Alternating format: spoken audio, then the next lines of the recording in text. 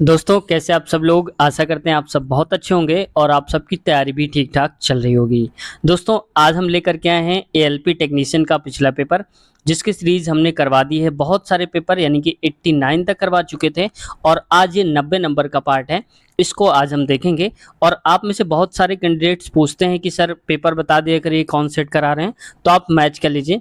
10/8/2018 का करवा रहे हैं और जो कि शिफ्ट हुआ था दोपहर में 1 से 2 के बीच में।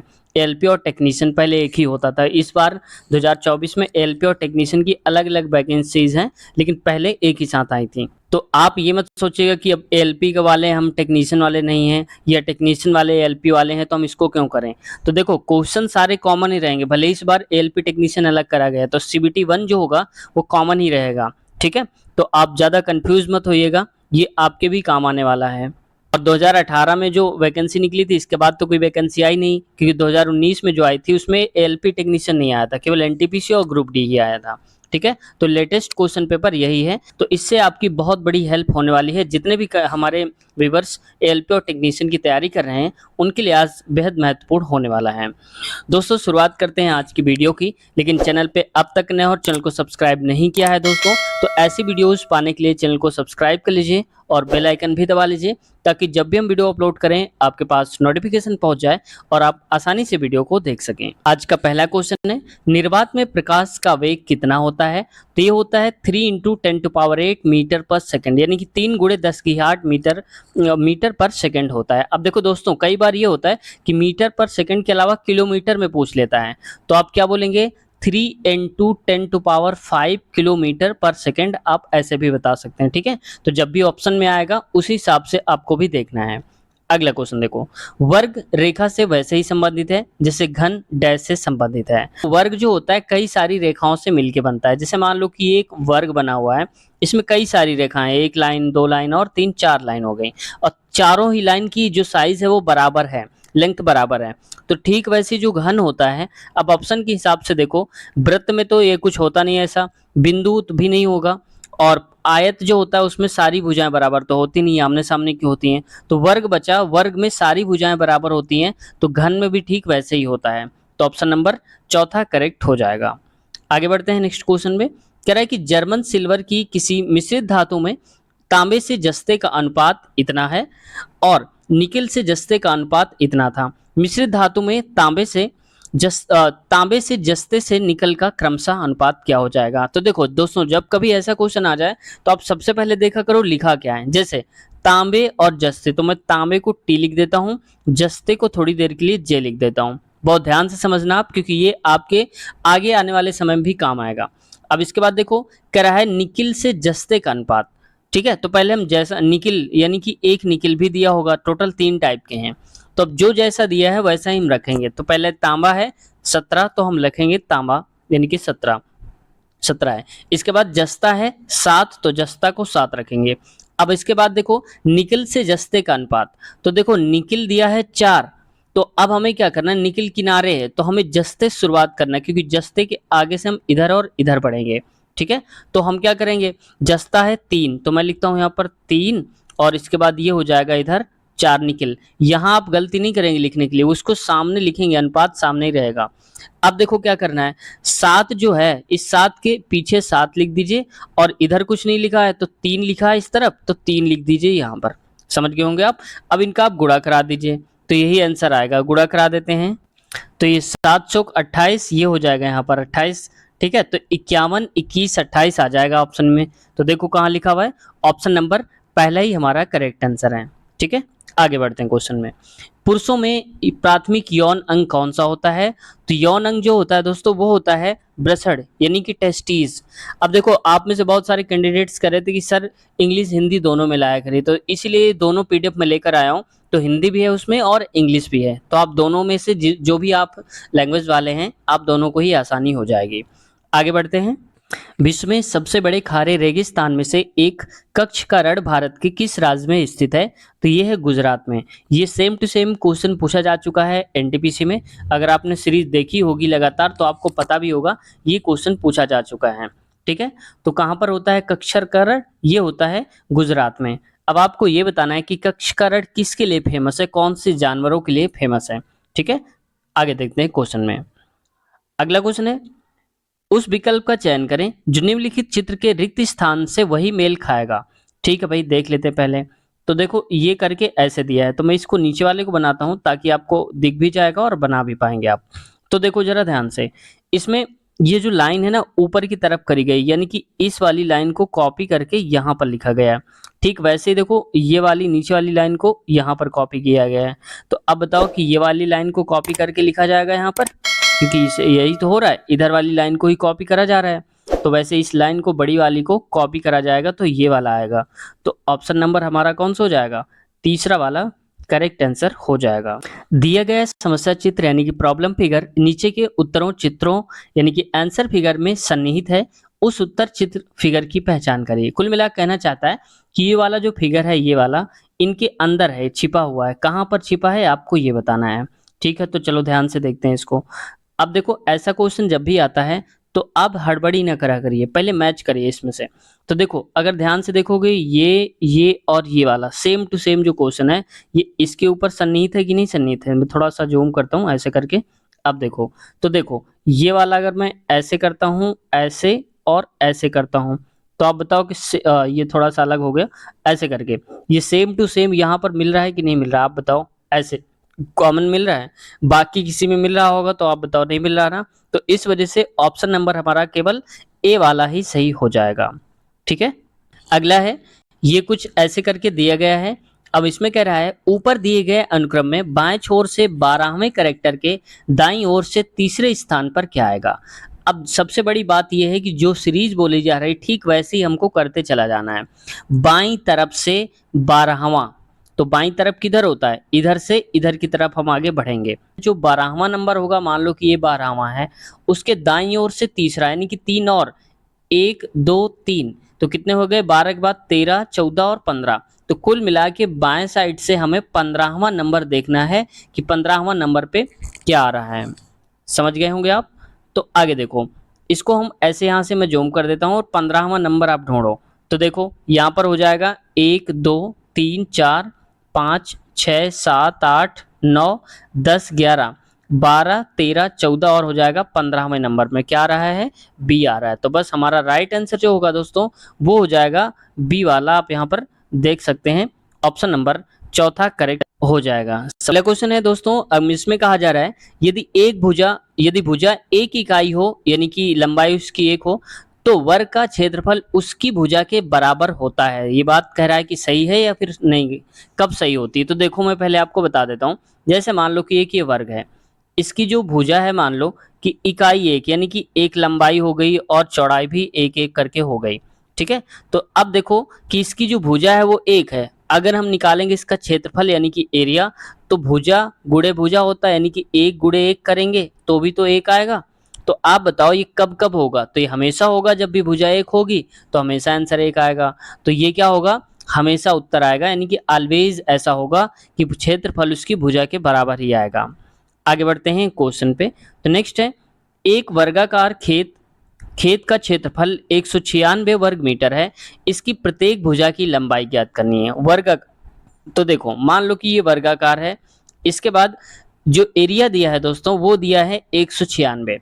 तो मान लेते हैं हम थोड़ी देर के लिए कि यहाँ पर x रही होगी इसकी भुजा, इसकी भी भुजा x और इसकी भी x, क्योंकि वर्ग में सारी भुजाएं बराबर होती हैं। तो आप बताओ वर्ग का क्षेत्रफल क्या होता है, भुजा इंटू भुजा, यानी कि आप कहेंगे कि यहाँ पर हो जाएगा x इंटू में x बराबर कितना है 196 दिया है। तो x स्क्वायर बराबर कितना दिया है 196। x की वैल्यू निकालनी है तो इसमें अंडर रूट करना पड़ेगा, ये होता है 14 का। तो 14 का होल स्क्वायर होता है 196, तो 14 गुणे 14 जैसे हम लिखेंगे तो वही आंसर आ जाएगा, x की वैल्यू 14 मीटर। तो बस सही उत्तर क्या हो जाएगा, 14 मीटर। ऑप्शन नंबर इसका पहला ही करेक्ट हो जाएगा। आगे बढ़ते हैं क्वेश्चन में। अगला है, गति का पहला समीकरण किसके बीच संबंध दर्शाता है।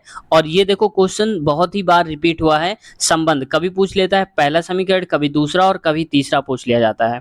तो ये मैं आपके सारे डाउट अब क्लियर कर दूंगा। तो देखो ये किसके बीच दिखाता है, पहला तो वेग और समय के बीच दिखाता है। तो देखो आप पहला किसके बीच दिखा रहा है, वेग और समय के बीच में दिखाता है। अगर दूसरा पूछ लिया जाए तो दूसरा क्या बोलेंगे आप, स्थिति और समय के बीच दिखाता है। ठीक है, आप ये भी याद रखना। तो स्थिति और समय जो दिया वो दूसरे के लिए।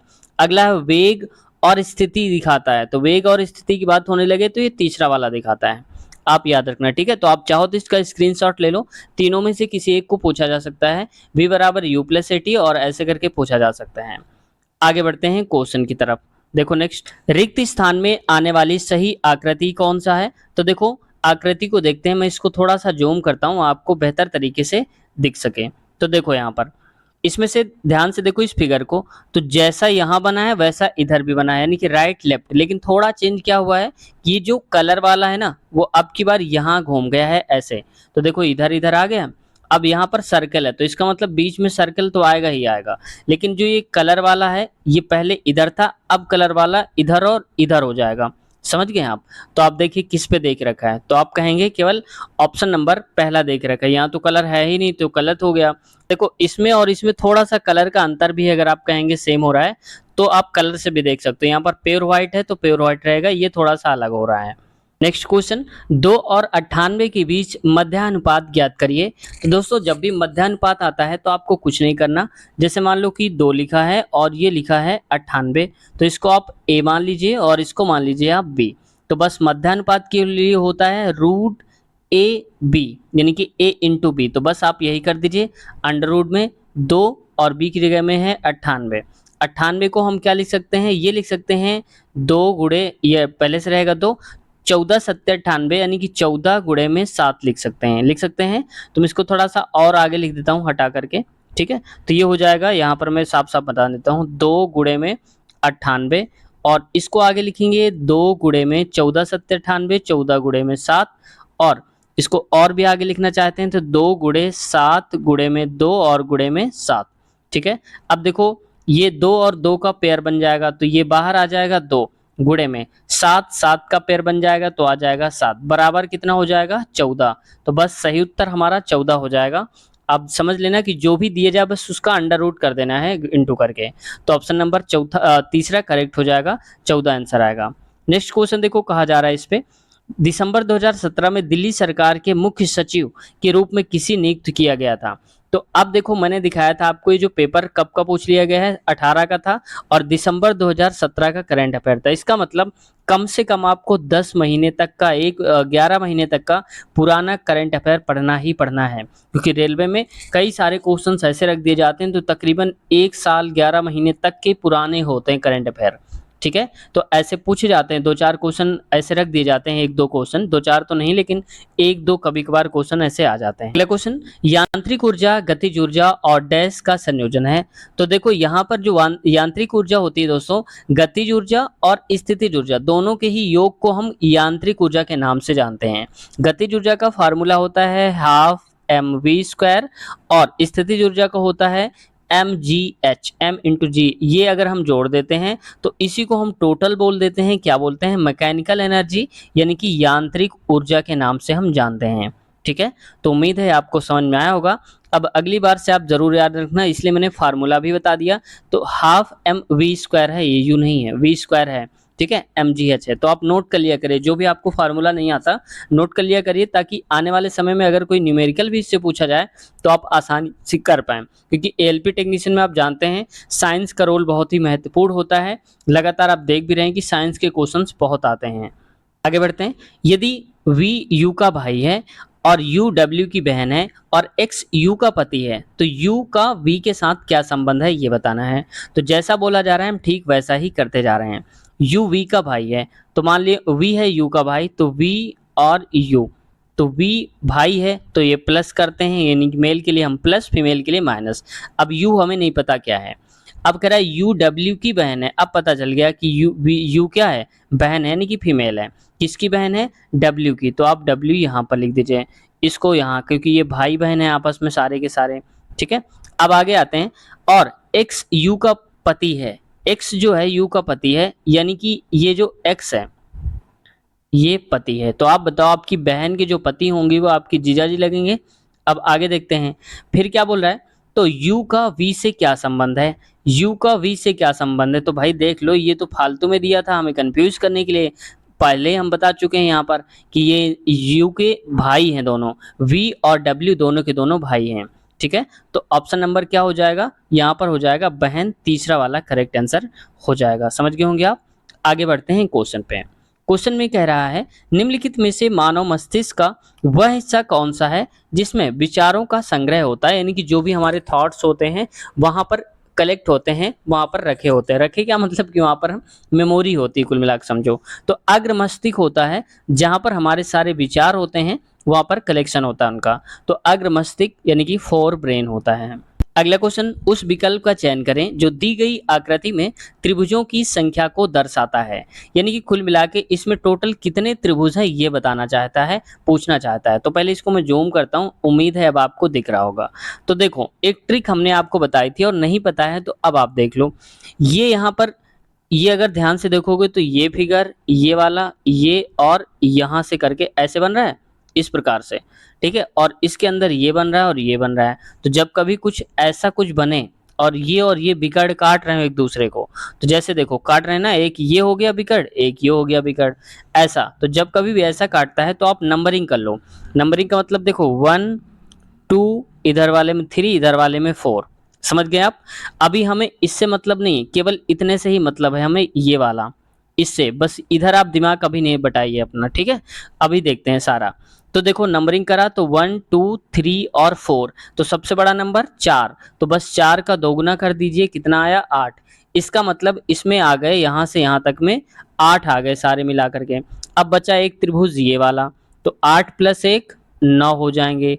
आगे क्या बचा, अब एक ये वाला बच जाएगा, ये वाला इतना, तो ये एक त्रिभुज हो जाएगा। तो 9 + 1 टोटल कितना है 10। तो बस आप कह दो कि 10 इसमें से त्रिभुज निकल रहे होंगे। तो ऑप्शन नंबर आप देख सकते हैं यहाँ पर तीसरा वाला सही उत्तर हो जाएगा 10 करेक्ट आंसर। अगला क्वेश्चन, निम्नलिखित में से कौन से वैज्ञानिक ने दो आवेशित कणों के बीच आकर्षण प्रत्याकर्षण के बल को नियंत्रित करने वाला नियम दिया था, यानी कि उन्होंने दिया था आकर्षण और विकर्षण का जो नियम दिया था, किसने दिया था? ये दिया था दोस्तों चार्ल्स कूलाम ने। हम कूलाम के नाम से भी जानते हैं, आवेश का मात्रा क्या होता है कूलाम, तो इसीलिए उनका नाम पड़ा था क्योंकि उनके नाम से ही कूलाम नाम दिया गया है। आगे बढ़ते हैं क्वेश्चन में। नेक्स्ट क्वेश्चन है और इसमें कहा जा रहा है 4624 का वर्गमूल ज्ञात करना है, ये कितना हो जाएगा? तो देखो वर्गमूल ज्ञात करने के लिए हमें देखना पड़ता है सबसे पहले कि 6 का स्क्वायर 6 ही होता है, वो तो कभी आ नहीं पाएगा। इसके बाद 2 का 4 हो सकता है, 8 का भी हो सकता है, और 4 चौक 16 ये कभी भी नहीं होगा, यानी कि या तो सेकंड होगा या तो थर्ड होगा, दो में कोई एक ही ऑप्शन होगा। तो आप देखो ट्रिक के हिसाब से अगर आप समझना चाहते हैं, यहाँ से तो आपको आइडिया लग गया कि इनमें से कोई एक होगा, ठीक है। तो अगर आप बहुत जल्दबाजी में टिक करना चाहते हैं तो इन दोनों में से कोई एक टिक करेंगे, 50-50 चांसेस होंगे, लेकिन 100% चांस होगा। आप ऐसे निकालना, देखो 4624 लिखा हुआ है, ठीक है। 2 का आप ये कर लो, ऐसे ऐसे आप पेयर बना लो, ठीक है, या ऐसे कर लो। इसके बाद देखो आगे इसको भाग विधि से निकाल सकते हैं। तो आप बताओ 46 किसके आसपास है? तो 7 7 49 ज्यादा हो जाएगा, तो हम कहेंगे 6। यहाँ पर 6 आएगा और यहाँ पर 6 आएगा, तो 6 6 6 से रंग 36 हो जाता है। अब आप क्या दिमाग लगाना है, आपको पता चल गया था ना कि या तो ये हो सकता है या तो ये, तो स्टार्टिंग में 6 किस में आ रहा है, इसमें आ रहा है, तो बस यही टिक हो जाएगा। इतना करके आपको आगे बढ़ जाना है, ठीक है। लेकिन फिर भी मैं आपको समझा रहा हूँ इसलिए मैं पूरा समझाऊंगा। तो यहाँ पर 6 से रंग 36। इसके बाद मैं एक और ट्रिक बताऊंगा, अगर आपको ये नहीं समझ में आ रहा तो दूसरी ट्रिक से भी आप निकाल सकते हैं। तो देखो 6 दूनी 12 हो जाएगा, यहाँ पर कितना आया 0 1 10, अब यहाँ पर आ जाएगा 24। अब आप बताओ 1024 ये किसका होगा? आप कहेंगे 8 का। अगर हम 8 से गुणा कराते हैं तो 128 गुणे में 8 करेंगे तो 8 8 64, 8 दूनी 16 और 6 हो जाएगा 22, और 8 2 10 हो जाएगा 1080, यानी कि 68 का होता है स्क्वायर, ठीक है। अब देखो कैसे आपको करना है, फैक्टर कर लीजिएगा। अगर आपको नहीं आ रहा तो आप फैक्टर कर लीजिएगा, यानी कि गुणनखंड। जैसे 4624 लिखा है, अब 4624 किससे कटेगा? ये कट सकता है 4 से, तो 4 काट दीजिए, 4 एक कम 4, 4 एक कम 4, 2 बचा, 4 पंचे 20 और 4 छंग 24, ठीक है। फिर 4 से कटेगा, 4 काटिए, 4 दूनी 8, 3 बचा, तो 4 8 32 हो जाएगा यहाँ पर, और कितना बचेगा 3, 4 नहीं 36 हो जाएगा। अब ये किससे कटेगा? ये काट सकते हैं 17 से, तो ये कट जाएगा 17 से, 17 से कटेगा, 17 एकम 17, कितना बचा 11, ठीक है। तो मैं यहाँ पर 129 आएगा, 17 एकम 17 हो जाएगा, और यहाँ पर बचेगा कितना 11, तो 17 7 119 हो जाएगा। 17 से गुणनखंड करेंगे, इसका मतलब 4 4 हो जाएगा और 17 17 हो जाएगा, इन दोनों को पेयर बन जाएंगे तो 4 गुणे में 17 आ जाएगा। तो 4 गुणे 17 यानी कि 17 चौक हो जाएगा 68। तो 68 हमारा जो राइट आंसर होगा वो भी यहाँ पर आ जाएगा। तो आप देख रहे हैं 4 गुणे में 17 किया तो 68 आ गया है। तो राइट आंसर क्या हो जाएगा, ऑप्शन नंबर हमारा सेकंड वाला करेक्ट हो जाएगा। तो अब देखो हमें दूसरी ट्रिक क्या अपनानी है, यहाँ पर चाहो तो पहला ही कर लो, इसमें से ऑप्शन उठाओ आप। तो 64 का स्क्वायर क्या होता है, अगर आप देखना चाहते हैं तो इसी वीडियो में आपको फुल वीडियो के डिस्क्रिप्शन में लिंक मिल जाएगी कि वर्गमूल निकालने की ट्रिक क्या होती है, वर्ग निकालने की। तो देखो 64 है, 64 को हम क्या करेंगे, 6 पहले लिखा है, 6 का स्क्वायर 36, 4 का स्क्वायर 16। अब 4 गुणे 6 करिए तो 4 छंग कितना होता है 24, और 24 का दोगुना हो जाएगा 48। तो आप 48 जोड़ दीजिए, एक डिजिट पीछे से छोड़ के 48। तो 6 आएगा, 8 1 9 आएगा, और यहाँ पर आएगा 6 4 10 और 3 1 4, यानी कि 40 96। तो 40 96 आएगा, जबकि यहाँ पर 46 24 दिया है, तो इसका मतलब इसका वर्ग नहीं है। ठीक है, अब अगला चेक करो एक बार 68 का। तो 6 छंग 36 और 8 8 64 होता है। अब 8 छंग होता है 48, और 48 का दोगुना कितना हो जाएगा, तो ये हो जाएगा दोस्तों 96। तो यहाँ पर लिखेंगे आप 96, जोड़ दीजिए 4 इधर, 6 6 12 और 9 6 16, 9 7 16 हो जाएंगे, एक हाथ से लगेगा, 3 1 4 46 24। तो देखो ये 46 24 आ रहा है, ये भी सेम यहाँ पर आ रहा है। तो 68 का स्क्वायर जैसे ही हमने किया 46 24 आ गया, तो बस सही उत्तर हो जाएगा इसका 46 24। ठीक है, फैक्टर से भी आप कर सकते हैं, ऐसे भी कर सकते हैं आप।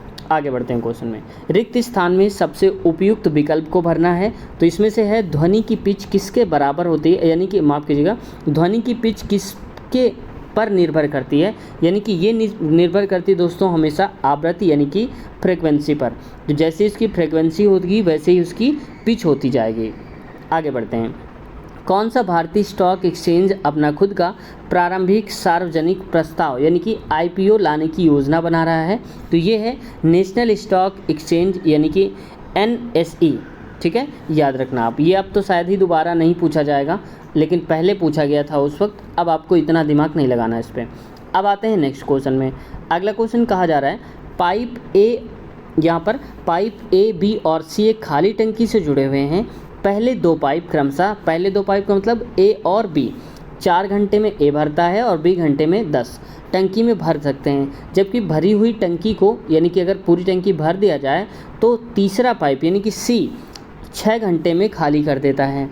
ठीक है भाई, यदि तीनों पाइप यानी कि A B दोनों भरने वाले और C खाली करने वाले तीनों को एक साथ खोल दिया जाए और टंकी 3/5 भाग भरा हो, तो एक साथ खोलने पर टंकी भरने के लिए कितने घंटे की लगेंगे ये बताना है। तो पहले हम ये देख लें कि टंकी की क्षमता कितने लीटर की है। तो देखो A कितनी देर में भरता है, 4 में भरता है भाई। B कितनी देर में, ये भरता है 10 घंटे में, और C खाली करता है 6 घंटे में, तो लिख दो C 6 घंटे में। इन सब का आप एलसीएम ले लो, तो कितना आ जाएगा एलसीएम, 60 आ जाएगा एलसीएम। अब 4 से भाग देंगे तो 12, ये आ जाएगा कि 15 चौको 60, 15 बार में जाएगा। ये 10 से भाग देंगे तो 10 6 बार में जाएगा, 10 छक्का 60। इससे भाग देंगे 60 को काटेंगे 6 से तो 10 बार में कटेगा। मतलब A की क्षमता है 15, B की 6 और C की 10 है। ठीक है, अब कितना भाग भरा है, 3/5, तो 60 का 3/5 कितना हो जाएगा, 5 से काटेंगे 12, 3 36, यानी कि 36 भाग जो टंकी का है वो भरा हुआ है। अब 60 लीटर की टंकी है, 36 लीटर ऑलरेडी भरा है, तो कितना भरना पड़ेगा, 60 - 36 करेंगे तो 24 लीटर हमें और भरना पड़ेगा। तो 24 लीटर जब भर रहे हैं और तीनों को खोल दे रहे हैं तो 15 ये भरेगा, 15 6 21 भरेगा। लेकिन दोस्तों 21 में से 10 ये खाली भी तो कर देगा, तो 21 में 10 खाली करा तो कितना भरा, 11, तो इसका मतलब 11। ये हो जाएगा 24/11, कट नहीं रहा, तो आंसर हमारा यही हो जाएगा। आप देख सकते हैं ऑप्शन नंबर कहाँ लिखा है, 24/11, ऑप्शन नंबर दूसरा वाला करेक्ट आंसर हमारा हो जाएगा। निम्नलिखित में से किस खिलाड़ी ने हाल ही में आत्मकथा पुस्तक एंस अगेंस्ट ऑड्स लिखी है। ये बहुत बार क्वेश्चन पूछा गया था, ये हर एक सेट में घूम घूम कर पूछा जा रहा था। एक ये था, एक एग्ज़ाम वॉरियर्स है जो प्रधानमंत्री नरेंद्र मोदी ने लिखा है, तो वो भी पूछा जा रहा था, तो ये भी आप याद रखना। लेकिन हालांकि अब हाईलाइटेड नहीं है, उस वक्त जब पेपर हुआ था आपका 2018 में, तब ये ज़्यादा हाईलाइटेड था, ठीक है। फिर भी आप नज़र डाल लेना एक बार कि घूम फिर कर कभी आ गया तो आप एक कदम दूसरों से आगे ही रहें। तो एंस अगेंस्ट ऑड्स के लेखक कौन है? सानिया मिर्ज़ा हैं। अच्छा, आप में से मैं ये पूछूंगा, सानिया मिर्ज़ा का संबंध किस खेल से है? देखते हैं आप में से कितने लोग सही जवाब दे पाते हैं। सानिया मिर्ज़ा किस खेल की खिलाड़ी हैं? आगे देखते हैं। नेक्स्ट क्वेश्चन है, आज रविवार है, अवधारणा हम क्या लगा सकते हैं? कल सोमवार है, आज अवकाश है। तो देखो यहाँ पर ये कह रहा है कि आज अवकाश है, तो पता नहीं अवकाश हो या ना हो, ज़रूरी थोड़ी रविवार है तो सभी का अवकाश ही होगा। अलग अलग सेक्टर होते हैं, कोई खुला रहता है कोई नहीं। जैसे मान लो रेलवे है, किसी एक कैंडिडेट ने, हमारे किसी व्यूवर्स ने बहुत अच्छा डिस्क्रिप्शन दिया था हमारे कमेंट में। उन्होंने बताया था, जैसे हमने एक पूछा हुआ था उनसे क्या ही पूछा था, आप सबसे ही पूछा था हमने, कौन सा चीज़ है जो संडे को बंद नहीं रहता है, शायद ऐसा कुछ था, क्वेश्चन याद नहीं, काफ़ी टाइम हो गया। तो उन्होंने डिस्क्रिप्शन में लिखा था कि सर रेलवे और हॉस्पिटल जो होते हैं ये रविवार को भी खुला रहते हैं, जो कि सरकारी होते हैं, ठीक है। हमने ये पूछा था कौन सा सरकारी कार्यालय रविवार को खुला रहता है, तो ऐसा कुछ था क्वेश्चन, ठीक है। तो उन्होंने बहुत अच्छा दिया था जवाब। अब देखो, आज रविवार है, तो रविवार है का मतलब है कि कल सोमवार होगा, ये तो फिक्स है, क्योंकि रविवार के बाद सोमवार ही आता है, ऐसा तो है नहीं कि मंगलवार आ जाएगा। तो ये पहली बात तो भाई सही लग रही है। दूसरा कह रहा है आज अवकाश है।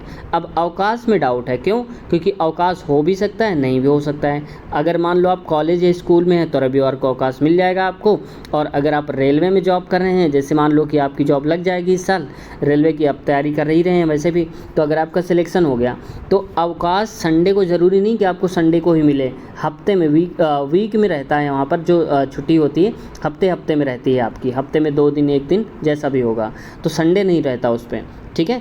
तो ये फिक्स नहीं है, तो केवल ऑप्शन नंबर हमारा पहला ही सही हो जाएगा। तो आप देख सकते हैं यहाँ पर ऑप्शन नंबर केवल फर्स्ट तर्क संगत है, यानी कि पहला वाला करेक्ट आंसर हो जाएगा। दोस्तों, आज की वीडियो को हम यहीं तक रखेंगे, क्योंकि वीडियो थोड़ा सा लंबी हो जाती है तो अपलोड करने में प्रॉब्लम होती है। लेकिन इसका आने वाला अगला पार्ट जो है, इसी वीडियो के नीचे डिस्क्रिप्शन में लिंक मिल जाएगी आपको, अगला पार्ट लिखा होगा, उस पर आप क्लिक करके आगे के पार्ट से देख सकते हैं। साथ ही साथ दोस्तों, मैं आपसे गुजारिश ये करूँगा कि अगर आप बेहतर सच में तैयारी करना चाहते हैं, सच में सिलेक्शन लेना चाहते हैं, तो आप पार्ट 1 से शुरू करिए देखना, और पार्ट 1 से बारी बारी से, भले ही आप 1-1, 2-2, जितने आपके पास टाइम हो, 1-1, 2-2 सेट, 3-3 सेट डेली देखिए, और इसके बाद पार्ट 1 से शुरू करके लास्ट तक आइए, तब आपकी तैयारी और भी ज़्यादा बेहतर हो पाएगी। किसी हमारे व्यूवर्स ने बोला हुआ था कि सर मैं डेली 5 पार्ट देखता हूं, और जो भी वो होते हैं जो आप बताते हैं उनको मैं लिख लेता हूं, इसके बाद उन टॉपिक को तैयार करके फिर अगले दिन 5 पार्ट देखता हूं। तो बहुत अच्छी उन्होंने बनाई है अपनी जो भी रणनीति है, उसी आधार पर अगर वो काम करेंगे तो सिलेक्शन उनका हो जाएगा। और आप सब भी अगर ऐसे ही रणनीति बनाते हैं तो सिलेक्शन आपका पक्का हो जाएगा। तो दोस्तों, कैसी लगी वीडियो, कुछ सीखने को मिला हो तो चैनल को सब्सक्राइब कर लीजिए और बेल आइकन भी दबा लीजिए। साथ ही साथ दोस्तों, हम एएलपी टेक्नीशियन के अलावा एनटीपीसी, ग्रुप डी और ये सारे के सारे पेपर भी हम करवा रहे हैं। तो प्लेलिस्ट हमारे चैनल पे आप देख लेना, सारी प्लेलिस्ट आपको अलग अलग मिल जाएंगी, वहाँ से आप सारे देख सकते हैं। साथ ही साथ रेलवे के हमने इंटरव्यूज़ भी लिए हैं, वहाँ पर हमने दिखाया है कैसे काम होता है, क्या सैलरी होती है, कौन सी बुक से पढ़ें। तो सारी चीज़ें आप देखना चाहते हैं तो रेलवे इंटरव्यू के नाम से इसी वीडियो के नीचे आपको लिंक मिल जाएगी, या आप एक तरफ से सारे इंटरव्यू देखना चाहते हैं तो चैनल की प्लेलिस्ट में चेक कर लेना, हमने अलग से प्लेलिस्ट बना दिया है रेलवे इंटरव्यू के नाम से। साथ ही साथ मैथ के हमने बहुत सारे पार्ट्स करवाए हैं जो इंपॉर्टेंट होते हैं रेलवे के हिसाब से, तो उनको भी आप देख सकते हैं। मैथ की गणित वीडियोस के नाम से अलग से प्लेलिस्ट आपको मिल जाएगी, तो आप एक बार ज़रूर चेक कर लेना। तो उम्मीद करते हैं आप ज़रूर अपना तैयारी को बेहतर बनाएंगे। कोई क्वेश्चन है, कुछ पूछना है, कहना चाहते हैं तो कमेंट सेक्शन में आप अपनी बात कहिए, हम आप सबको रिप्लाई देंगे, ये बात श्योर है। तो मिलते हैं अगली वीडियो में, अपना ख्याल रखिए, टेक केयर, बाय बाय।